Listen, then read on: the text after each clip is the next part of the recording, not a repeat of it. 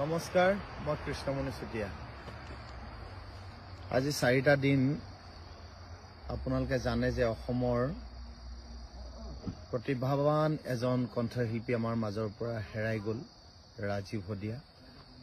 আৰু আজি তাৰ গাঁৱৰ ঘৰলৈ আহিছিলোঁ, টুপচিঙা সেই গাঁওখনলৈ। 2011 চনতেই ৰাজীৱ হদিয়াই ৰাতিপুৱা এটা বেগ লৈ প্ৰায় 5 মান বজাত মোৰ ৰাজগড়স্থিত গুৱাহাটীৰ বাসগৃহত উপস্থিত হৈছিল।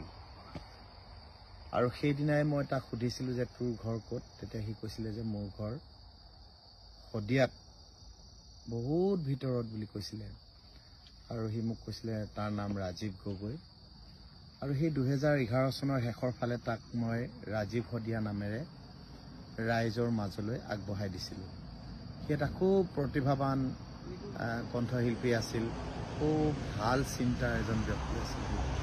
মোৰ ৰাংঢালী পৰিয়ালৰ আটাইতকৈ মোৰ প্ৰিয় আছিল সেই ৰাজীৱ হদিয়া, কাৰণ তাক আমি বৰ অকালতে হেৰুৱালোঁ। আৰু হেৰুৱাই মই আজি 4 দিন একদম বাকৰুদ্ধ হৈ আছিলোঁ। আজি ইমান দিনৰ পিছত আপোনালোকৰ মাজলৈ আহিলোঁ এটা কাৰণেই যে সেই 2011 চনতে কোৱা সেই তাৰ গাঁওখনলৈ আজি আহিলোঁ। আৰু আজি আহি দেখিলোঁহি যে ইমান ভিতৰুৱা অঞ্চলৰ পৰা সি গৈ মোৰ সেই গুৱাহাটীৰ ঘৰখন পাইছিলগৈ। আৰু সেই গুৱাহাটী ঘৰখনলৈ লৈ যোৱা মানুহটোৱে হৈছিলে ঋতুৰাজ বুঢ়াগোহাঁই, ঢলা ঋতুৰাজ বুঢ়াগোহাঁই। 2011 চনতে ঋতুৰ ৱাইফৰ ডাঙৰ মোমায়েকৰ ল'ৰা আছিল ৰাজীৱ হদিয়া। আৰু সি মোক কৈছিলে যে ককাই, ল'ৰা এটা আছে হদিয়া, ৰাজীৱ গগৈ, বৰ ধুনীয়া গান গায়, গান লিখেও, গতিকে আপোনাক তাৰ ওচৰলৈ মই পঠাইছোঁ। এদিন দুদিন কৰি 3টা দিন সি নাইট ছুপাৰৰ টিকেট কাটিও কেঞ্চেল কৰে, সদায় কোনো দিন নাযায়। অৱশেষত গৈ 2011 চনত সি মোৰ ঘৰ পাইছিলগৈ। প্ৰায় 2টা বছৰ আমি একেলগতে আছিলোঁ। আৰু তাৰপিছত আহি সি তিনিচুকীয়াত নিগাজিকৈ থাকিবলৈ ল'লে, বিয়া বাৰু পাতি। মই তাক কৈছিলোঁ যে আৰু 2টা বছৰ তই আমাৰ লগত একেলগতে থাক। কিন্তু মই আজি তাৰ গাঁৱলৈ আহি এটা উপলব্ধি কৰিলোঁ, আৰু তাৰ মৃত্যুৰ পিছত মই এটা কথা উপলব্ধি কৰিলোঁ যে মই সামাজিক মাধ্যমেই হওক বা প্ৰচাৰ মাধ্যমেই হওক ৰাজীৱ হদিয়াক মৃত্যুৰ পিছত যিমান প্ৰচাৰ কৰিছে, তাৰ মৃত্যুৰ বাতৰিটো বহুত বহল প্ৰচাৰ হৈছে। ভালেই লাগিছে, কিন্তু জীয়াই থকা অৱস্থাত তাৰ যদি প্ৰতিভাখিনি তেনেদৰে প্ৰকাশ পালেহেঁতেন বা প্ৰচাৰ হ'লহেঁতেন, মোৰ আৰু ভাল লাগিলেহেঁতেন। মই তাক খুব কম সময় মোৰ লগত পালোঁ, কাৰণ সি বিয়া বাৰু পাতি তিনিচুকীয়াতে থাকিবলৈ ল'লে। আমি টেলিফোনতে কথা হৈ থাকোঁ। এইকেইদিন খুব সঘন যোগাযোগ আছিল বছৰৰ শেষৰ ফালে তাৰ লগত। আৰু ৰাংঢালী ৰিলিজৰ দিনাও সি এটা শুভেচ্ছা বাণী আপোনালোকলৈ পঠিয়াইছিলে, মই মোৰ পেজৰ জৰিয়তে আপোনালোকলৈ পঠাইছিলোঁ। সি আটাইতকৈ আনন্দিত হৈছিল ৰাংঢালী 25টা বছৰ যে অতিক্ৰম কৰিলে। আজি সেই টুপচিঙা গাঁওখন একদম নিজান নিপাল। এটা তাৰ কণমানি 7 বছৰীয়া ল'ৰা আছে, পৰিবাৰৰ মুখখন চাব নোৱাৰা অৱস্থা।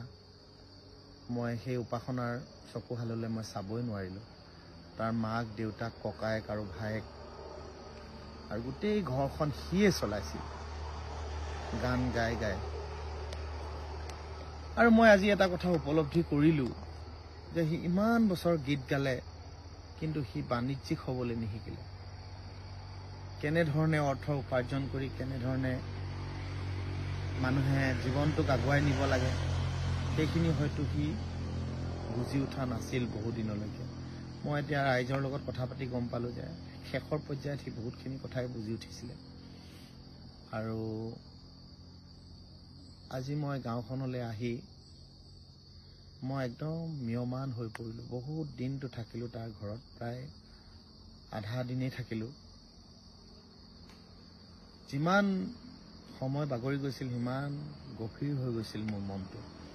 আৰু সেইকাৰণে আজি কেইদিনমানৰ পৰাই তাক হেৰুৱাই একেবাৰে ভাল লগা নাছিল। মই সেইকাৰণে ৰাজীৱৰ মৃত্যুটো অনিবাৰ্য হ'বই, সকলোৰে মৃত্যু হ'বই। আমিও এদিন সেই একে পথতে আমি যাত্ৰী হ'ব লাগিব। কিন্তু কাৰোবাৰ পৰা কিবা পাব লগা থাকিলে তেওঁ সোনকালে গুচি গ'লে বহুত বেছিকৈ অশান্তি হয় মানুহৰ মন। তাৰ পৰা বহুত কিবা কিবি পাব লগা আছিল। আজি গাঁওখনলৈ আহি দেখিলোঁ যে সঁচাকৈ সি কোৱাৰ দৰেই সেই গাঁওখন আজি 2011 চনত সেইবিলাক ৰাস্তা ঘাট নাছিল। এতিয়া অৱশ্যে ৰাস্তা ঘাট হ'ল, কিন্তু এতিয়া কথা হ'ল কি পৰৱৰ্তী পৰ্যায়ত ৰাজীৱৰ পৰিয়ালটোৱে কেনেদৰে আগুৱাই যাব, সেই কণমানি ল'ৰাটোক লৈ তেওঁৰ পত্নীয়ে কেনেদৰে আগুৱাই যাব, এইটোৱে আটাইতকৈ ডাঙৰ কথা আহি পৰিছে। আৰু ৰাজীৱৰ সেই সৃষ্টিৰাজিক আমি কেনেদৰে জীয়াই ৰাখিম। মই আশা কৰিম যে নতুন প্ৰজন্মই বা আমাৰ শিল্পীসকলে ৰাজীৱ শদিয়াৰ এই শিল্পী সত্তাক আমি সদায় জীয়াই ৰাখিব লাগিব। আৰু আমাৰ এটা আবেদন আছে চৰকাৰৰ প্ৰতি বা মুখ্যমন্ত্ৰী মহোদয়ৰ প্ৰতি যে তাৰ পৰিয়ালটো এটলিষ্ট শিল্পী সত্তাৰে চিন্তা কৰিলে ভাল হ'ব। কাৰণ তাৰ পৰিয়ালৰ ৱাইফৰ সাধাৰণ যদি যোগ্যতা অনুসৰিও এটা চাকৰি হয়, এটলিষ্ট তাৰ পৰিয়ালটোৱে তাৰ আত্মাই সদগতি লাভ কৰিব। কাৰণ ল'ৰাটোৰ ভৱিষ্যতটো নিশ্চিত হ'ব যে সি এজন ভাল মানুহ হ'ব পাৰিব। বহুতেই বহু আশা দি গৈছে। মই বহি থাকোঁতেই বহুত মানুহ আহিছে, বহুত গৈছে। আজি হাজাৰ হাজাৰ মানুহ তাৰ ঘৰলৈ সোঁত বৈছে। প্ৰত্যেকেই প্ৰতিশ্ৰুতি দি গৈছে, কিন্তু সেই প্ৰতিশ্ৰুতিবিলাক যাতে প্ৰতিশ্ৰুতি হৈ নৰয়, সেইটোৱে মই আশা কৰিম আজিৰ দিনটোত। আৰু মই আশা কৰিম যে মোৰ ব্যক্তিগতভাৱে মই ৰাজীৱ শদিয়াক যিমানখিনি তেওঁৰ শিল্পী সত্তাক জীয়াই ৰাখিব লাগে মোৰ ফালৰ পৰা মই সেইখিনি চেষ্টা কৰিম। আৰু আহিব লগা দিনবিলাকত এতিয়া আহিছে গৈছে মানুহ, ভাল লাগি আছে ঘৰখন। যেতিয়া মানুহ নহা হ'ব, সকলোৱে যেতিয়া পাহৰি যাব, অসমীয়া মানুহবিলাক আৱেগিক মানুহ, আপোনালোকে জানেই, হঠাৎ পাহৰি যায়। আৰু মই ভাবোঁ যে যিসকলে প্ৰতিশ্ৰুতি দি গৈছে তেওঁলোকে এটলিষ্ট সেই প্ৰতিশ্ৰুতি ৰক্ষা কৰিব। আৰু ৰাজীৱৰ পৰিয়ালটো সদায় আপোনালোকে খবৰ ৰাখিব।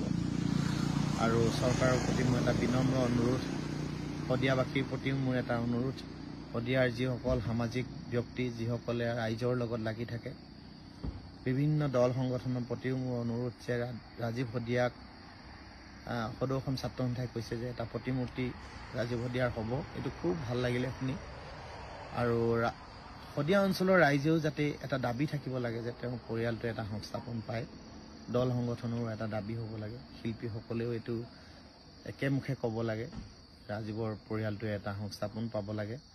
আৰু মুখ্যমন্ত্ৰী মহোদয়লৈও আমি শিল্পীসকলৰ পৰা আমি এটা অনুৰোধ জনাইছোঁ ব্যক্তিগতভাৱেও, যে অসমৰ বৰ্তমান মুখ্যমন্ত্ৰীগৰাকী হৈছে আমাৰ সাংস্কৃতিক, বৌদ্ধিক আৰু আধ্যাত্মিক সকলো দিশৰ পৰাই তেওঁ অসমৰ মানুহৰ সহৃদয়ত আছে।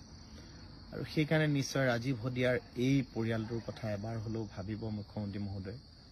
আৰু অনাগত দিনত ৰাজীৱ শদিয়াৰ এই পৰিয়ালটোক এটা সংস্থাপন পোৱাৰ আশা কৰিম আমি। মনৰ কথাখিনি কাকনো প্ৰকাশ কৰিম বুলি ভাবিয়েই এই কথাখিনি সকলো ৰাইজৰ লগত একেলগে কথা পাতিব বিচাৰিলোঁ যে আপোনালোকৰ অনুভৱবিলাক কেনেকুৱা, আৰু আপোনালোকেও কি কৰিলে ভাল হয়, আপোনালোকৰ ভাল দিহা পৰামৰ্শ আমাক দিব।